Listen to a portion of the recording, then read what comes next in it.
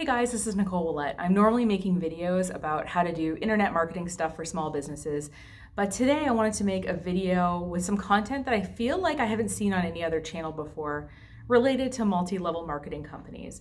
So if you don't know what an MLM is, you can go watch any number of other YouTube videos about that.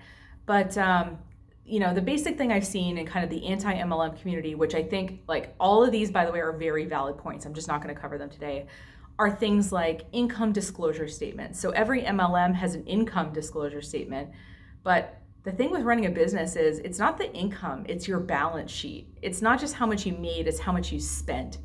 And so the income disclosure statement does not take into account what people spent, which I think is really like kind of missing literally half of the financial perspective you need on how a business is really doing. There's also lots of videos about like how difficult it is to succeed statistically in an MLM, kind of how the odds are stacked against you in that way. But these points I'm going to make today, I think are going to be really difficult to argue with. They are like purely about the business of it. So again, if you have anything to add to the conversation, please leave a comment below. But these are the things that I've noticed that I haven't really seen anyone else say about MLMs. The first is that you have no control over the selling or marketing of your product online. So one of my friends was selling LuLaRoe, and she was saying that she had some product that she was having difficulty moving. People just weren't buying it. And I said, well, if you want, we can throw together a website for you. Whether it's a Shopify site or we could put them on eBay, something like that. And she said, no, we're not allowed to do that. I'm like, what do you mean you're not allowed to do that? Like, you bought literally thousands of dollars worth of product. You should be able to sell it however you want. Now, I would get if you had to agree that you weren't going to say crazy things like these leggings cure cancer, or I would get if there was like some branding guidelines, like if you were going to have a website designed, like it should have these specific colors or we use these fonts, something like that. That's what a lot of bigger companies do. They have the branding guidelines so that people can create things, without, while also having a cohesive brand or look. But the fact that you can't make your own e-commerce site and sell stuff is really, it's like you're saying, okay, you're supposed to sell these products, but we're going to tie one hand behind your back. Like, we're going to make it like that much harder for you. Because if you have an e-commerce store, I can do some really cool things marketing wise. So you probably have seen, for example, on Instagram, how people tag products. That's using what's called a Facebook product catalog. And if you have an online store, you can automatically import your Facebook product catalog into Facebook Business Manager, and you can tag things on Instagram. Facebook and Instagram are owned by the same company, by the way. And that's why I'm using them interchangeably. It's called Facebook Business Manager, but also has some Instagram functionality as well. I can also set up ways that people can buy directly within Facebook Messenger. So if you have an online store, someone can be in Messenger and can make the purchase right from there. And there's like infinite other cool stuff I can do once the product is physically online for someone to see. Now, what MLMs make you do is they make you like have a group and you can post products one at a time, and people will say like, have to comment sold, and then you send them an invoice. And it just seemed to me like unnecessarily complicated. I don't want to join a group to buy something. Can you think about everything you have to buy just this week? Let's say you were like shopping for a new car or something. Okay, now I have to join some car groups and I guess wait for the right car to come along like in this Facebook group or whatever. It doesn't make any sense. Like if I want to like buy something, I should just be able to go to a website and buy it. And if you're a small business, you can do that. If I buy product for my retail business and I want to make an online store, I can sell that retail product on my business website. Like I'm allowed to do that. And so I was trying to find, by the way, like a lot of companies like enjoy like looking around for a rule directly saying this, but I did find one, I think it was Mary Kay, but I'm not entirely sure. I'll link it in the description, or I'll like screenshot it and put it right here. Basically admitting to the fact that you're really limited with the kind of marketing that you're allowed to do. And that's why you see the same people doing the same things all the time. It's not because they're not creative, it's because they're not allowed to do something different. Which to me, it's like, okay, you want me to sell your products, make it easy for me to sell your products. That's my biggest issue with it, to be honest with you. Hey guys, so it's Future Nicole. I was editing this video and I realized that I thought I said something that I didn't say explicitly, so I want to say it here. It's about the website thing. So some companies will not let you like sell on a website. Like it sounded like LuLaRoe a few years ago with my friend, didn't let her do that. But some MLM companies have their own e-commerce software, and if you're going to sell online, you have to use their e-commerce software. You can't like build your own. Now, first of all, I don't like people telling me what I have to do, especially if it's supposedly my own business. Okay, if you're telling me like the tools I have to use and things like that, no, and I don't get any say in it. That's not my own business. But these websites are typically really awful. Basically, if you Google MLM or just go on YouTube and type in MLM websites, and basically you're going to see a lot of videos about why they're crappy or how to build your own MLM website from scratch. Like that's what you're going to find. You're not going to find like, wow, like this company gives really great websites to its distributors. No. They give you like basically a template, and it'll be like nicole.mlmcompany.com. Now, if I want to go to someone else's, I could type in someone else's name.mlmcompany.com. So like already like I'm on a website with like everybody else. But typically I can't do a lot of customization there. I can't change out a lot of things. If I want to do like, maybe I want to add abandoned cart emails. Maybe I want to add a remarketing pixel. Maybe I want to do some really cool things. I can't do them because I don't have full control. I don't have full server access to this website. And like I said, they're usually like crappy. And if you run them through a few tools, like they load slow, they have a lot of mobile display issues. There's certain things about the layout that are weird. Anyway, but mainly it's like the mobile display issues is my main problem, but with most of them. And the thing is, they typically, and so in addition to them being like crappy and whatever, they cost you extra money. So like that business starter pack that people buy typically doesn't include the website. You have to buy like some other package or some kind of website add-on. And at the price you're buying that for, you could build your own Shopify website that had all the freaking bells and whistles that you wanted in most cases, or pretty darn close. And it would look and function way better than what they give you. So I did misspeak when I said that no MLMs let you have your own website. That's not true. Some of them do, but they make you use their crappy software and they charge you a lot of money for it, which I don't like. All right, back to the main video.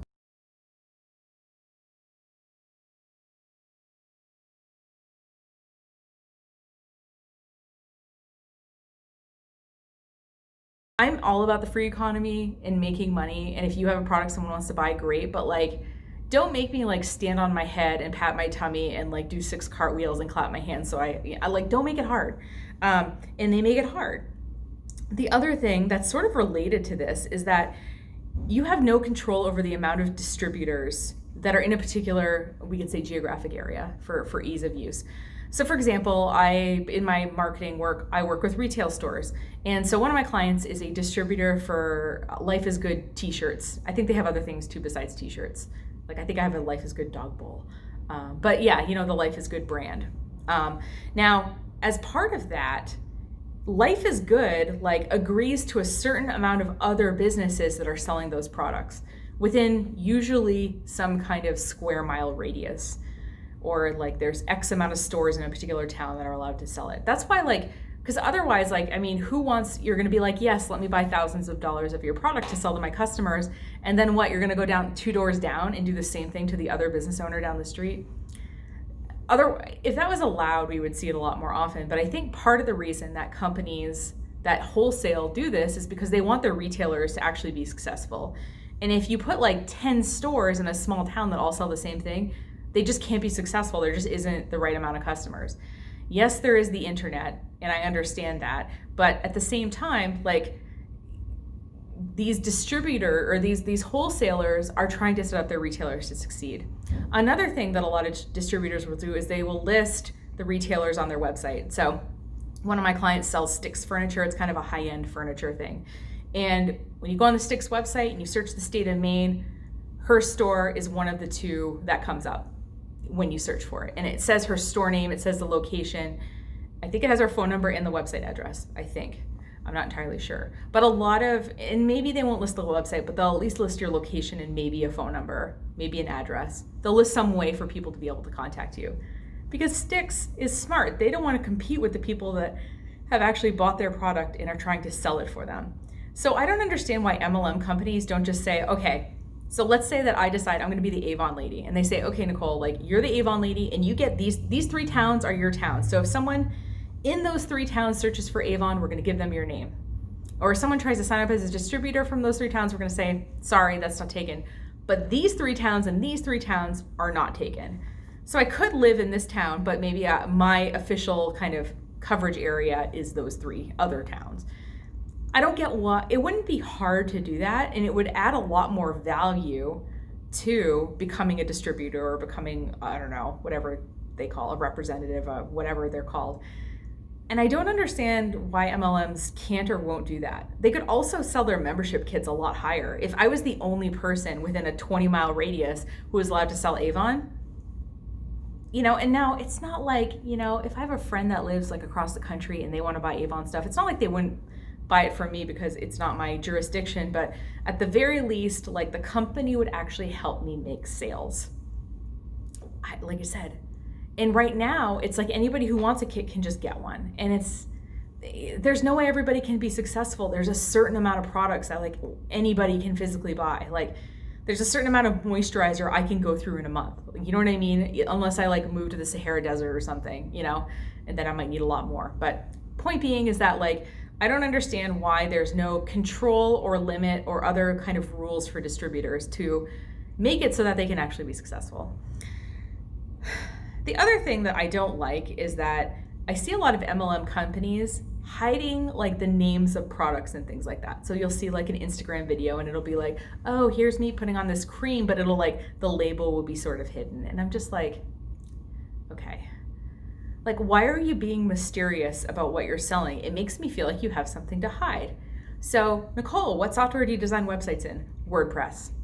And you know what? Like, you can go look up WordPress, and there are people who have good and bad things to say about WordPress, and you can decide whether, like, that's of interest to you or not. I design websites. Contact me to ask me how. Like, ew. Well, first of all, I don't like designing websites. That's a whole other story. I am working with other web designers to have them design websites so I can do the marketing because that's what I like. So like the fact that you have no like transparency makes you look like you're not very authentic. So I don't understand, like I said, why people opt to do that. It seems kind of silly. And I get why. It's because that these products don't have really great reviews. Like if you look up the names of these products, a lot of them don't have very good reviews. Or they have bad reviews, and there's a reason that they're hiding it. And rather than saying, hey, this is the name of this lotion, it got a bad rap a couple of years ago because it used to do this, but like now they've improved. Why not, like, rather than trying to convince someone this product is okay, why not say like, hey, listen, they reformulated it last year. I've had like 10 clients try it and they say it's really good. Well, I would trust that person a lot more than someone who was like, oh, this lotion's great, ask me about it. Ew. And that's how I think most people feel about it. If no one's saying ew to you, it's because they're too nice. Like, I'm not gonna say ew to you, I'm not, but I'm gonna think it. Now, my other issue I have with MLMs, and this is maybe something other people have talked about, actually I've seen it, is they talk out of both sides of their mouth. So on one side, I own my own small business. And on the other side is I'm part of this giant multinational company. Okay, you can't cut it both ways. Like you're one or the other. And listen, I haven't gotten jobs like because my company is too, I've had people tell me, listen, we're looking for a bigger company to handle our marketing. There's 3 of you, that's like not enough. We need like we want a whole team, and it's like, okay, fair enough. Like we're a small company. Like the pro is that we're a small company and the con is that we're a small company. But I never pretend that we're a big company one place and a small company another place. Pick a lane and stick in it. Otherwise, you look like you're talking out of both sides of your mouth, and that makes you look kind of dishonest. It makes people not trust you. And my final thing is that as a distributor or whatever, manager or whatever you're calling yourself as a multi-level marketing person with their own business is that you have no control over the products that you carry. You're just like towing the company line. Now they might be like, hey, we've got this new thing coming up in a couple of months. Here's the product for you to try out. But they're not really soliciting comments from you. You know, you're not part of a focus group that's like developing that product or something like that. You're basically being handed something and told to sell it. Now, let's pretend that I owned a hardware store. I keep trying to think of different examples so it's more interesting. So let's say I own a hardware store, and let's say I sell Troy-Bilt lawnmowers. I don't even know if Troy-Bilt makes lawnmowers, but let's just say I did. Now, let's say I've been selling Troy-Bilt lawnmowers for 10 years. My customers are super happy. Well, and then this year, I noticed that like 25 of my customers all come back with their Troy-Bilt lawnmowers and say, these blades wore out too fast. Do you really think that next year I'm going to order Troy-Bilt lawnmowers without at least having a conversation with my rep? Probably not. And if the changes aren't made to the blades, I'm going to order my lawnmowers from somewhere else. Now, part of my job as a business owner is to sell the best products I can to the right people for a good value. And whether that value is, it doesn't have to be the lowest price. Maybe I offer servicing on that product. Maybe I modify that product for a specific usage that makes it infinitely more valuable to somebody. Whatever. As a business owner, I add value, right? And part of what keeps me in business a long time is that people trust me. So they say, you know what, that Nicole hardware store owner, she's trustworthy because, you know, we had a problem with that lawnmower and she addressed it and she carried different lawnmowers that work better now. You know, and that's kind of what you're trying to do as it's not a sprint, it's a marathon. And I feel like a lot of MLM people treat it like it's a sprint. You know, they try to build rapport really quickly. They try to sell things to you really fast. They don't want you to do research. They don't want you to, you know, I don't like it because people don't feel empowered that way. People feel manipulated. People feel controlled. And it's just not like, I wouldn't want somebody I don't even really like that much to feel that way, let alone a customer. So anyway, so to me, if you were like, oh, I want to sell beauty products, or I want to sell athleisure wear, or, oh, I want to sell hair care products, or like you pick a thing and you're passionate about it, part of what you need to be able to do is say, you know what, I get my lipstick from here. You know, I get my mascara from here. You know, part of what people are paying for is your curation. That's why when you walk into a really good retail store, you know how it's like, oh, this is really nice. And you know what that is? That's good curation. And that means they like put things together well and thoughtfully. And that's part of what you have to do. And if you're really passionate about something, you'll enjoy that process. You'll enjoy like finding new things that like work well, and listen, if you want to like carry a product line exclusively, part of what you need to do is say things like, you know what, like I only sell Avon, but like this mascara sucks. Like I'm not going to sell it to you. It sucks. Like go buy this other mascara. But you know, Avon has good this, and this, but like don't buy this part of my product line. I would trust somebody who did that. But I'm not buying from MLM. So if you're an MLM person watching this, don't freaking contact me trying to sell me mascara, okay? I'm not contacting you trying to sell you marketing. Just saying. So point being is that, you know, I'm kind of a live and let live kind of person, but I really don't like to see people being taken advantage of. And if you really want to own a business, I guess I really wish that you would find something you were really excited about and do that. And if you're really excited about this particular line of product, that you do add some more value to it, you know? And I've seen a few people doing that, by the way. I have a few friends that like sell things and they don't try to sell it to me, but they do like Facebook Live videos and they answer people's questions and they, you know, do makeup looks and things like that. Like, okay, you know what? And not once has this person, by the way, that I'm thinking of as an example in my personal life, not once has this person reached out to sell me something. Not once. She's just out there doing it, and whoever wants to buy from her, great. And I can respect that. Even if I don't agree with the structure of her business, I respect her as a person, and I respect the way that she's trying to earn money, because it seems like she's coming at it authentically at the very least. So if you're gonna have your own business, like, just don't have it be an MLM. There's so many other interesting models that don't cost a lot of money, that are really unique, that'll, you know, really add value. look around at where you live or where you work and see what isn't being done, see what problems aren't being solved, and try to solve those. That's in a lot of them, it's not, you could have a lawn mowing business. You don't have to buy a whole hardware store. You could you like lawns, just cut people's lawns, mulch people's garden beds. Like I had someone mulching out here at the co-working space and it looks so much better. Just think about stuff like that. Think about adding value to people's lives and solving problems, because as a business owner, that's like, I think it's Rabbi Daniel Lapin said something like, people exchange like dollars for values or something like that. I'll put the actual quote like on this screen. I'm getting it wrong. But point being, like, it's like appreciation. Like that's how people express their appreciation, is they pay you for doing something or selling them something that they appreciate. And there's no reason you have to use the MLM structure to do that. And I think you'll be ultimately a lot more successful if you don't, because you won't be limited by anything. You'll be limited by your own imagination, which I think is all any of us should be limited by when we run a business. Also, your personal ethics. Because at the end of the day, there's a French proverb that says, there's no pillow as soft as a guilt-free conscience. And that's how I try to live my life. I might not do everything right, but I am at least not actively screwing anyone over. So, thanks for watching my MLM video.